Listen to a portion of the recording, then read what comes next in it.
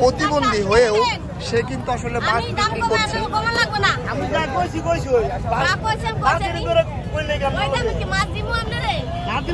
এটা আসলে একটা আশ্চর্য বিষয়, মানে এখানে এটার নামই আসলে গরিবের হাট। এটা আপনার একটু মাছ ভালো কিন্তু আসলে ওই কিছু সাইডে পড়ে যায়, এগুলো আসলে এখানে নিয়ে আসা হয়, এই কারণে এটার নাম আসলে গরিবের হাট। তো আমরা দেখি গরিবের হাটে আসলে কি কি পাওয়া যায়। চলেন, এই যে চাচি, এই দেখেন কত আইটেম এখানে, কি চাট, সব ধরনের মাছ ভালো। এই যে এখানে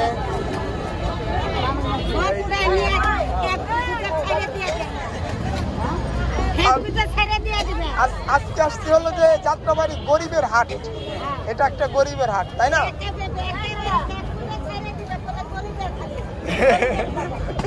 গরিবের বাজার। এই যে দেখেন, এই যে চাচিরা বিক্রি করছে এখানে, আসলে সবাই আসলে চাচি। তো এই যে না, ভালো মাছ, সবই ভালো মাছ। এই যে সুন্দর একটা মাছ আনছে,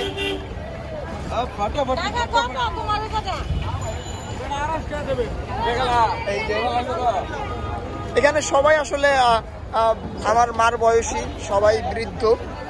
তো এটা একটা ভালো উদ্যোগ। এই যে দেখেন বড় হাট, ভালোই হাট। ওই যে এখানে আবার কি যেন করতেছে। ওকে, যাক, আপনাদের আজকে নতুন একটা জিনিস দেখাইলাম।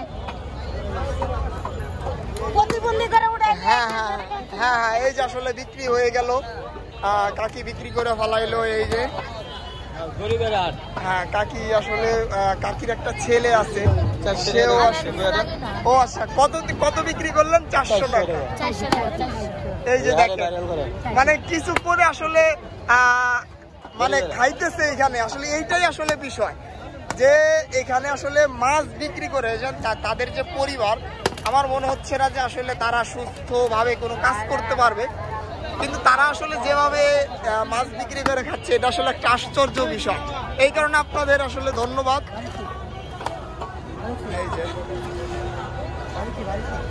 বড় লোকে মাছ কিনতে পারবো না, না না, মানে এই যে কাকিদের আসলে যে অবস্থা, মানে সুস্থভাবে কোনো কাজ করতে পারবেন না, কিন্তু এই যে এই কাজটা আসলে বাইছে নিছেন, এটা কিন্তু একটা খুব একটা বিষয়।